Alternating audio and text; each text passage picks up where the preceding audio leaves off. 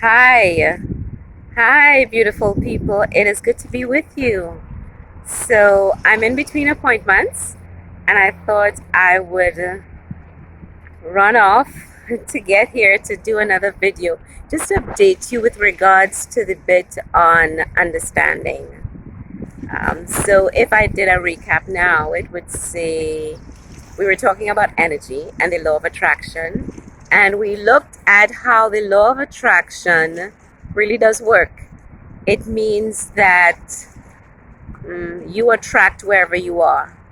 And wherever you are is based on what you focus on.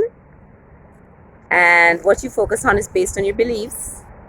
And your beliefs are actually influenced very heavily by your point of understanding at the time. So I said, that from my experience, what helps in expanding your belief in giving you more options to focus on and to attract more of what you want is expanding your understanding. So, how do we expand our understanding?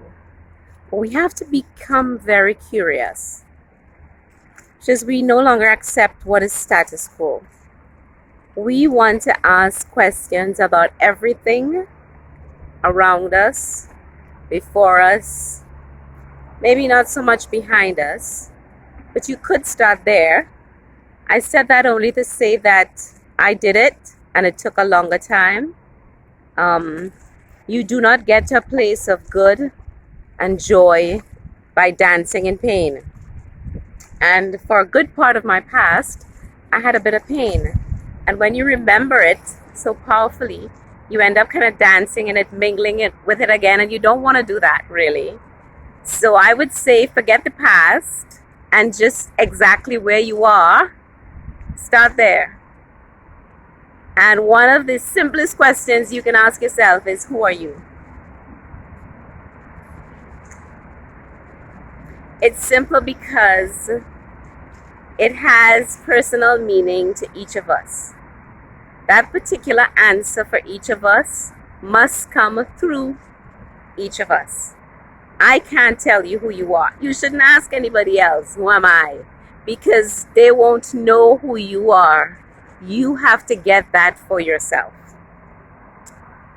I should say maybe who or what you are, depending on how you view things. Yes? Okay. So what I can tell you is from my experience, all of the things I'm not. So it took me a while, but I'm not this. I'm not my body. My body is not who I am. I don't know if you've ever been really, really sick. I've had a couple operations, too numerous to mention. And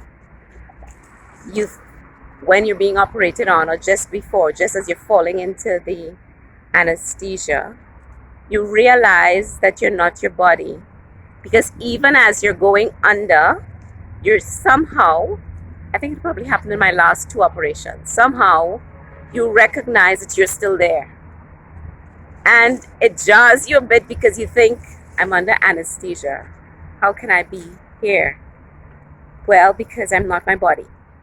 So another thing that I really enjoyed is I'm not my emotions. So that's crazy. My emotions are mine. Well, they might emit from the consciousness that is you, but it's not who you are. Here's why. When I'm sad, if I get sad, I can't remember when last I was sad, but that emotion is not who I am. It'll come, it'll probably turn me upside down, and then somewhere along the line it'll go. I'll let it go because the pain is too much. And then when I let it go, it's no more. It doesn't have hold of me. And so that in and of itself is great, right? Well, it is for me. So I'm not my emotions. So if I'm not my emotions and I'm not my body, who am I? And that's what you need to stick with. You'll get your answer. What I do know is that if we think of when we are involved of doing something on our own, making something, I guess a cake, a dish, we put ourselves in it. Yes? And yeah, perspiring here, guys. And anybody who tastes what we cook, what we make, what we bake, they know it's us because our essence is in it. The way we did it, the things we put in it, we made it special. It could be made by 10 different people and it'll taste 10 different ways because of the uniqueness that is us. So think of this. The architect of the universe created each one of us, knitted us in our mother's womb. That's what I believe. If you share the same thing, that is, there is a bigger intelligence that is supreme, that controls the universe and is responsible for us being here, then think about it. That supreme intelligence put its mark in us. That is what makes us unique. And yet we're all unique, so in that sense we're not special. We're all part of the same gene pool that is supreme intelligence. Think about that. I know I said a bit, but as you ask yourself more and more questions about what you believe, why you believe it, what it's serving for you, you begin to understand that there is more, there is so much more than we have not entered into. And as you start to expand your understanding, your beliefs about the power of the universe, about the power of love, about why it makes sense to let go, of why it makes sense that you only have power now, not yesterday and not tomorrow, because those two concepts are not real. They're just concepts that we give a name so that we can understand when something has gone and when something has not yet come. Think about it. Success is in you. The architect of the universe is supremely intelligent. You are the essence of the architect of the universe.